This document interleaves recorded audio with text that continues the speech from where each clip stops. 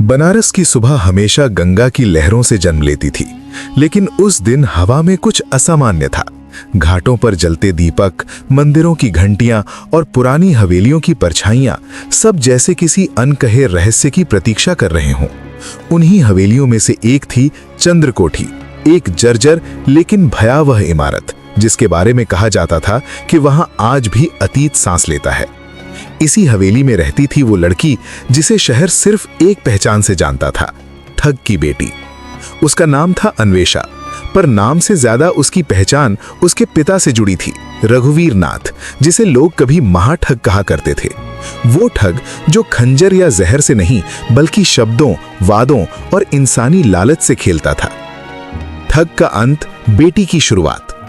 रघुवीर नाथ का अंत भी उतना ही रहस्यमय था जितना उसका जीवन।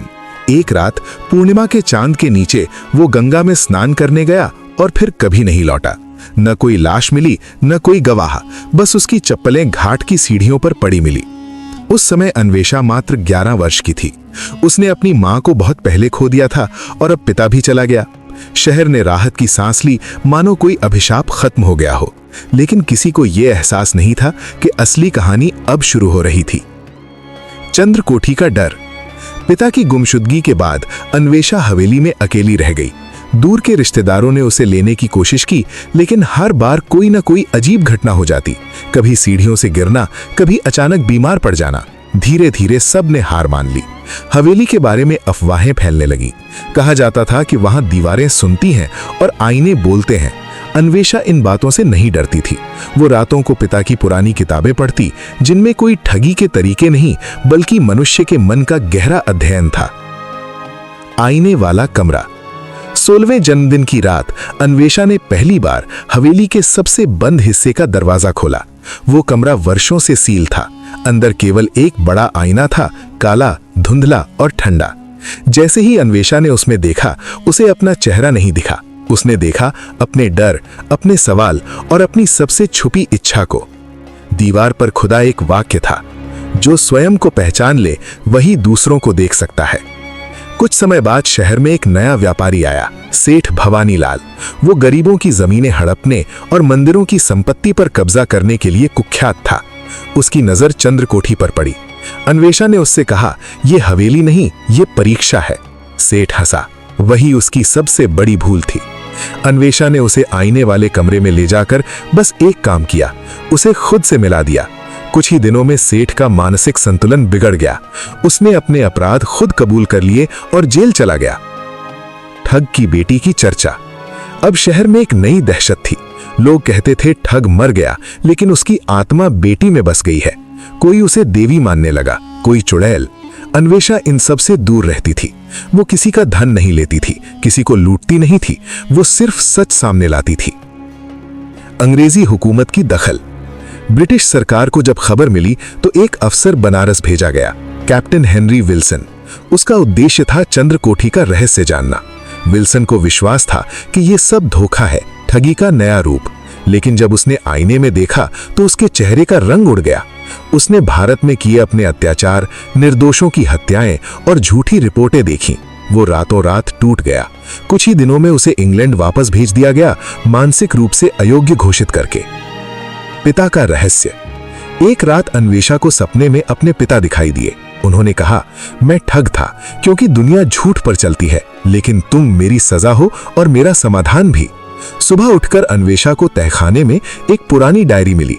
उसमें लिखा था कि रघुवीर नाथ ने उस आईने को एक तांत्रिक और एक दार्शनिक के साथ मिलकर बनवाया था, ताकि वो इंसान को उसका सच दिखा सके। आखिरी परीक्षा। एक दिन एक औरत हवेली आई, रोती हुई। उसका बेटा एक झूठे मुकदमे में फंसा था।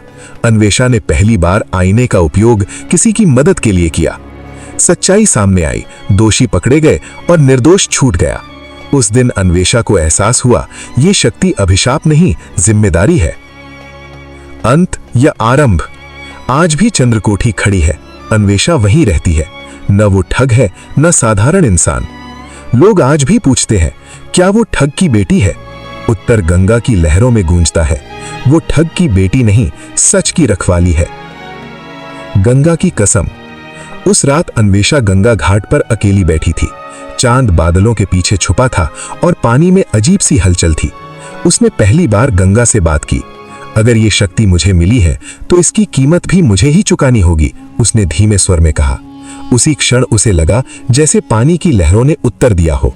उसके भीतर एक अजीब स्थिरता भर गई।